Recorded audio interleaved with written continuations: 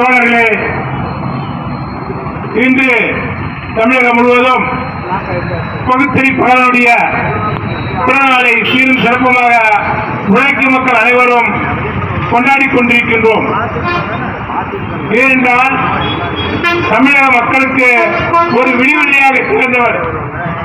மூட நம்பிக்கையிலே ஒழுந்து கொண்டிருந்த பல ஆண்டு காலமாக பார்ப்பினிய அறிவிப்புக்கிலே மக்கள் ஒழுந்து கொண்டிருந்தார்கள். அது விடுதலை பெற்ற நாள்.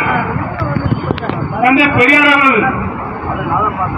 அவர் கையில் எடுத்த பிறகுதான் இதற்கு எதிராக, பார்ப்பினத்துக்கு எதிராக, மூட நம்பிக்கைக்கு எதிராக, சனாதனத்துக்கு எதிராக அவர் தொடர்ந்து போராடியது விளைவாகத்தான் அந்த சுடர் அணையாமல் இருக்கிறது. அது பார்ப்பினிய கார்பரேட் கும்பலுக்கு அச்சுறுத்தலாக இருக்கிறது.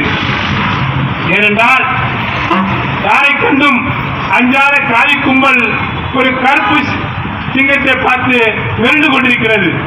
ஏனென்றால்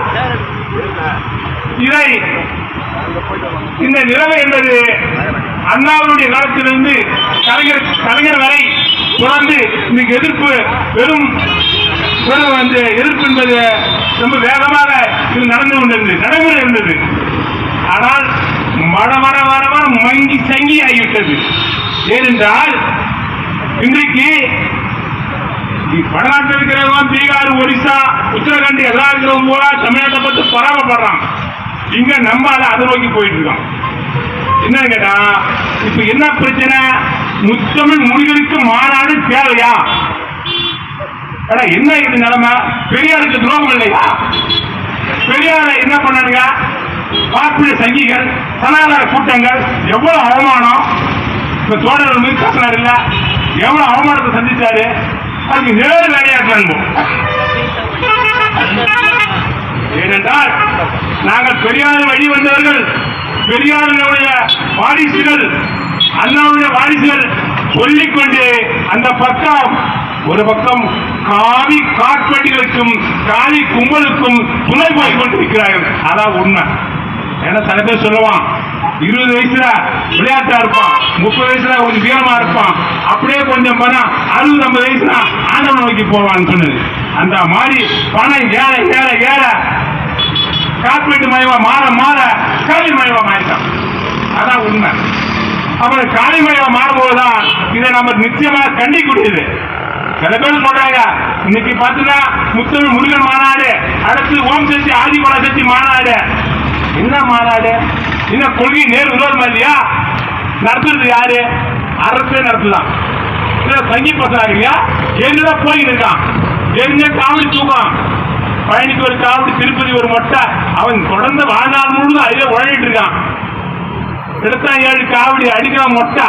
அப்புறம் நீ ஒரு அரசாங்கம் செய்யற சேகர் பார்த்து வாங்கடா, நானே ஒரு மொட்டை அடிக்கிறேன், நானே அரசாங்க செலவு அடிக்கிறேன் வாங்கன்னு சொல்லி என்ன ஒரு திட்டம்.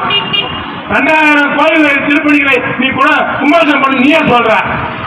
அமைச்சர் சொல்ற வார்த்தை இது வரைக்கும் அமைச்சர் பார்த்தே கிடையாது. இது வரைக்கும் தமிழ்நாட்டில் இந்தியாவிலேயே இந்த மாதிரி ஒரு அமைச்சர் பார்த்திருக்கவே முடியாது. சங்கீதமான அமைச்சர். இந்த சங்கீதம் அமைச்சர் ஏதோ பள்ளிக்கூடம் கட்டினா, ஏதோ ஒரு நூலகத்தை திறந்தா, அதை சொல்லணும், அதைத்தான் சொல்லணும். அதுக்கு மாறாக என்ன செய்து கொண்டிருக்கேன்னா, நான் கோயிலை கட்டணும்னு சொல்லிட்டு கேவலமா இருக்கிறது. தமிழ்நாட்டில் எத்தனை ஓராசிரியர் பள்ளிக்கூடத்தில் பார்த்தா நெட்டினி கிடையாது, மதில் கிடையாது, எந்த அடிப்படை கட்டமைப்பு கிடையாது. எத்தனை பாரு பஸ்ல தூங்கிட்டு போறான், ஏன்னா தூங்கிட்டு போறான், அந்த ஊர்ல போறான், ஏன்னா அது தூங்கிட்டு வரான். இப்போ பாண்டூர் நெல்லிக்கு பச்சலா திருவிழந்து போறான், அந்த பக்கம் சான்றோர் பாரியா அந்த பக்கம் இருந்ததுன்னா பள்ளிக்கூடத்தை அங்க தூங்கிட்டு வரான். அப்ப மாணவர்கள் இங்க வாழக்கூடிய இடத்துல பள்ளிக்கூடம் வந்து அவையா தூங்கிட்டு வரான். இங்கேயும் ஆக்சன் நடக்குது. அப்ப இந்த அரசு கட்டமைப்பு 2 கிலோமீட்டருக்கு 1 கிலோமீட்டருக்கு வகுத்த கொள்கை அடிப்படையில அரசாங்கம் கொள்கை வச்சிருக்கு. 2 கிலோமீட்டருக்கு பள்ளிக்கூடம் இருந்தோம், 3 கிலோமீட்டர் இருந்தோம். அந்த கொள்கை அடிப்படையில அது நடைமுறைப்படுத்தவில்லை. அதுக்கு மாறாக சங்கீதம் வேலை செய்து கொண்டிருக்கிறது. கல்வியிலே புதிய கல்விக் கொள்கையை இந்த அரசு ஏற்றுக் கொண்டிருக்கிறது.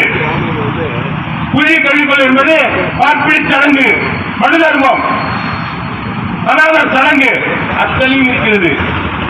அத்தனை அதான் மகாவிஷ்ணு பேசுறான். மகாவிஷ்ணு ஏன் பேசுற? யார மகாவிஷ்ணுவா? இந்த கரப்போக்கு நான் யாரவா? அது யார் கூட்டு வந்தது? இப்ப நாம ஸ்கூல்ல பேச விட்டுறோம். நான் ஸ்கூல்ல போய் பெரியார் பத்தி பேச போறேன். ஸ்கூல்ல எனக்கு டைம் கொடுங்க, என்ன சொல்லுவாரா? அதை அனுமதிக்கிறீங்க. பெரியார் பேச விட மாட்டா, இப்படி கார்ல் மார்க்ஸ் பத்தி பேச விட மாட்டா. ஆனா யாரை பத்தி பேசுறா? மூட நம்பிக்கை பேசக்கூடிய மகாவிஷ்ணு விட்டுருக்கான், அவன் தானா வந்துட்டான்.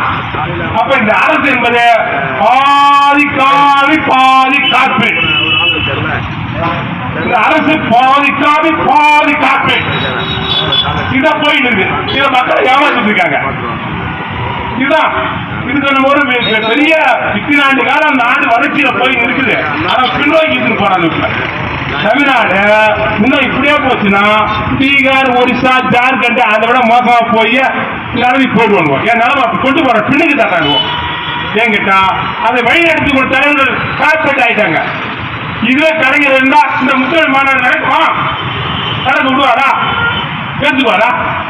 அரசாங்க செலவு மாநாடு நடத்துவாரா? எல்லாரும் சோறு எங்க போறான் பண்டார பண்டிசா வாங்க சொல்லுவாரா? இதான் நாங்க பார்த்து வந்துருக்கோம்.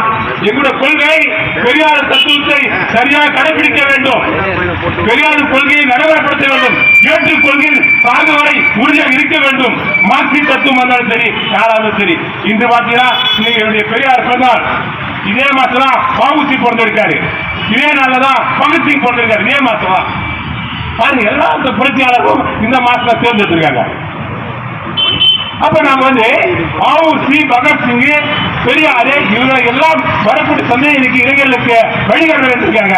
வஉசி சாதாரணா சொல்லுங்க, இந்த நாட்டுக்கு இந்தியாவுக்கு கப்பல் வாங்கிவிட்டு வெள்ளக்காரனுடைய பிரிட்டிஷ் ஏகாதிபதியை எதிர்த்தவரால் அப்படிப்பட்ட வஉசி